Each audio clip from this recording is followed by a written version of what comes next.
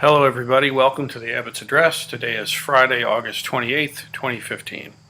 So we've just finished a series about the 6 roots of dispute from the Pali Canon, and I'm using Bhikkhu Bodhi's translation called In the Words of the Buddha, which is a really nice collection of the Pali Canon. I think it's a great thing to be exposed to and to have some working knowledge of, even though strictly speaking it's not a Zen text, but it's a great Buddhist text of great importance, I think. So now, the 6 roots of dispute, they have a corollary teaching. The way they're arranged in this is to say the 6, what are they? 6 principles of cordiality.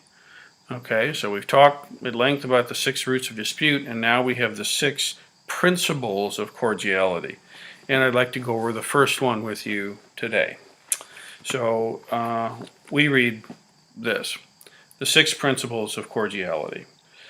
Ananda, there are 6 principles of cordiality that create love and respect and conduce to cohesion, non-dispute, concord, and unity.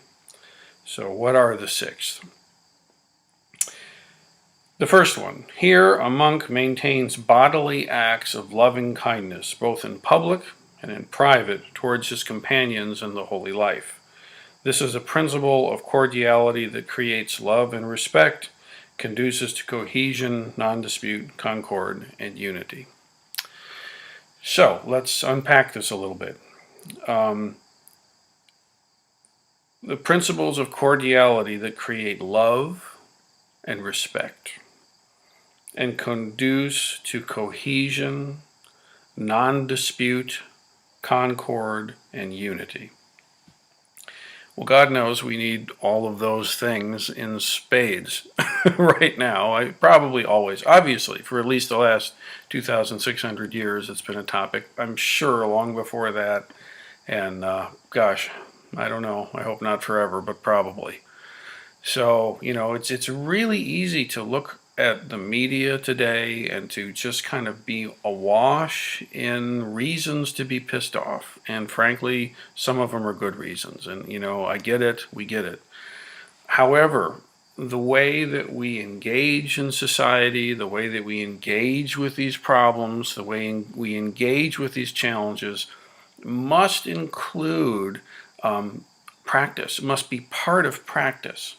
See, social justice and all these different things that desperately need attention are part of the Buddha Dharma practice and training, as far as I'm concerned.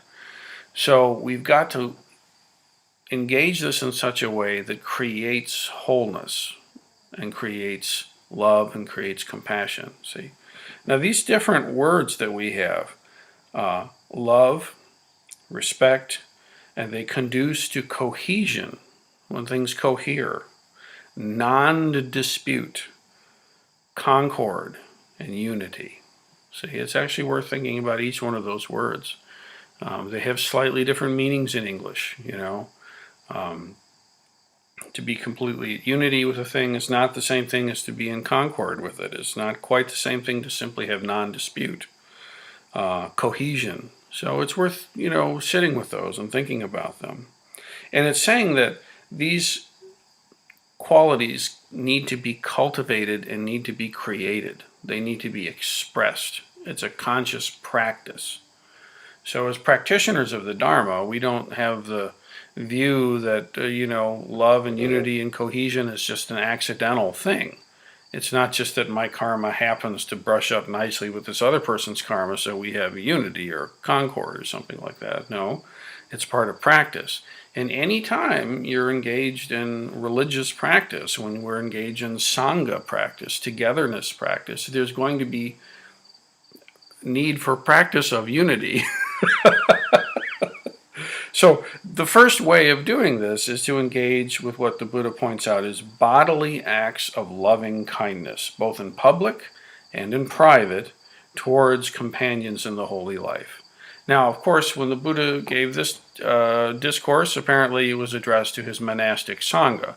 Those are the folks that live a vowed life of celibacy and poverty and obedience and these qualities, and they renounce the world and are completely part of the practice as an ordained monastic. But this exhortation, these guidelines apply to all of us completely, whether we're ordained or monastic or layperson or what have you. It's, it's the same business. I might translate this to say, again, a practitioner of the Dharma maintains bodily acts of love and kindness. A member of the Sangha maintains bodily acts of love and kindness, both in public and in private. Now, that's worth thinking about as well. What do you suppose would be the most sort of basic way of using your body in a loving and kind way in the Sangha? What do you think? I know for me, the thing that comes right up is be there. Show up. Actually, be in the room. Be in the zendo. You see, that actual act of showing up, that act of being in the zendo, that act of being physically present for your practice and for the practice of the Sangha, this is a huge act of love. This is an immense act of kindness. Just simply to be there. You don't have to put some kind of a fake smile. You don't have to run around and hug everybody. Some people don't like being hugged all the time. It's not that patterned. But the main thing is to really show up. See. So the first way of bodily loving kindness to your community members in the Sangha is to show up. And then the further implication of that, the first thing is to show up, and the second thing is to really show up. See, now that's another level. The first thing is you show up, you get your skin bag in the door at the right time, and you're in the zendo, and you're physically there for me, you're there for the other members of the Sangha, and you're there for your own practice. It's pure gift. Now, the second thing is to really show up. And that's where you bring your powers of practice. You bring your ability of concentration and wisdom and compassion, and you really be where you are. I know a lot of times in my job, in my role, I should say, as pastoral counseling or being with people in times of grief and trauma and different things, the most powerful thing is to simply be there. It's not to have all the answers. It's not to have everything figured out. It's not to have the secret combination that opens all the locks. It's not like that. It's actually being there and knowing how to be there and really being practiced at being there. See, being there is something that we need to practice. I wonder what would be good for that. Oh, I know. Zazen would be really good for that, wouldn't it? Yeah. So Zazen is actually bodily act of loving kindness, isn't it? Practicing being there, practicing showing up, and then really showing up. And you don't have to put on fake affect or something like that, much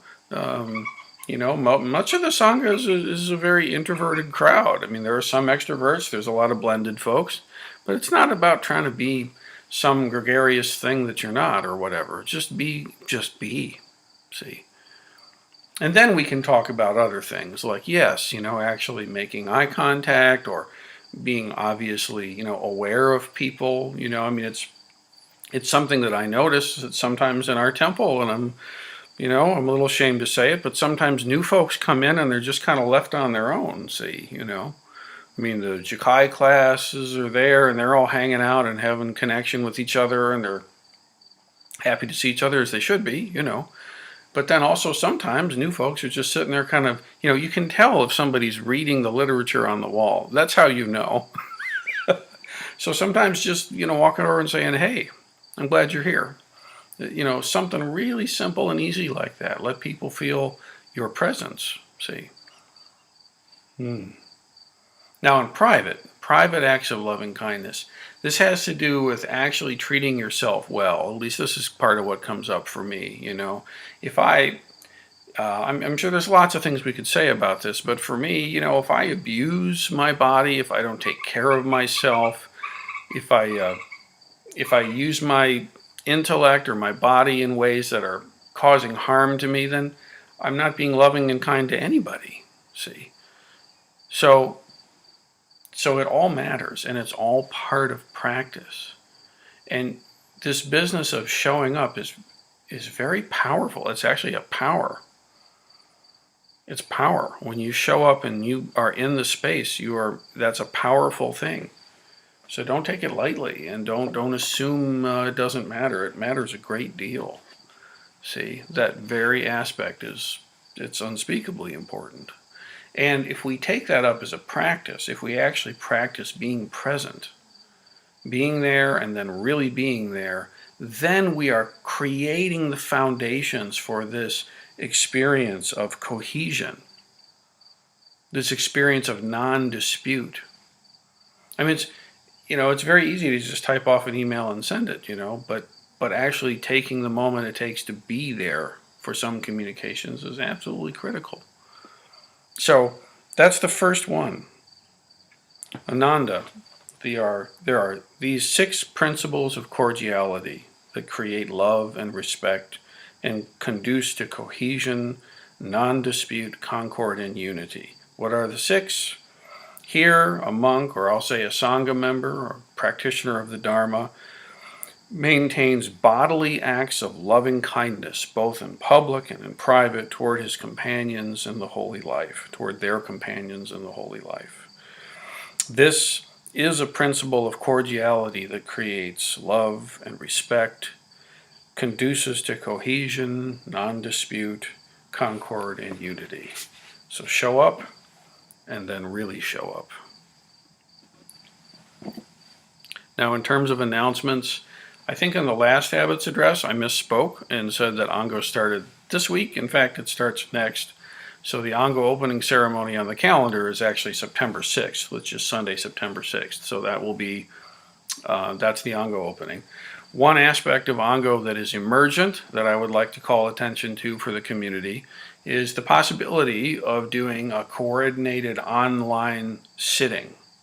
So this is for folks who are, in the Sangha, that are participating in Ango, that are, we already sit together and see each other, but, this would be in an additional way. This would be a supplemental way to actually connect and practice. And then we do have some Sangha members that are the far flung, if you will. There's some folks up in Canada and way up in the UP of Michigan. There's some folks off in New England. So, and there are Drinking Gourd podcast listeners all over the place. So who knows, right? But the idea is that we would find a time that works for folks and use probably Google Hangouts as a free online video conferencing system.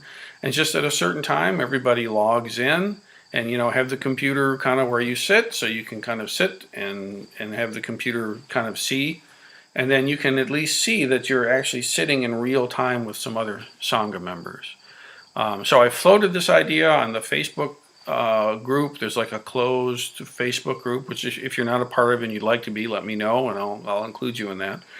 And there was quite a lot of hands that shot up, so to say, that this would be a useful and beneficial thing. And it's coming out of my recent experience at the American Zen Teacher Association conference, where we had a great presentation by the fellow who's been the president of the Zen Center, San Francisco Zen Center, for I guess 8 years or something like this. And he was sharing how that when this is used as a supplemental way of helping people connect, it actually has a great helping effect. So we'll give that a go. And if this is something you might like to participate in, I'd invite you to go to that Facebook group and go ahead and make it known that you're interested. If you're not a part of that group, or you would like not to be a part of that group and you want to connect anyhow, just send me an email, and or you can make a comment on the YouTube channel, this kind of thing. I'll hear about it. If you go to the website, which is BuddhistTempleOfToledo.org, in the contact thing, you can put it there and send it, and it'll get to me as well. And I'll make sure you're included in the conversation. When it's going to happen, how often it's going to happen, that's all going to be decided by the folks who are interested in pursuing this as an option. So there we are. We'll see where it goes. Okay, thank you, everybody. See you next time.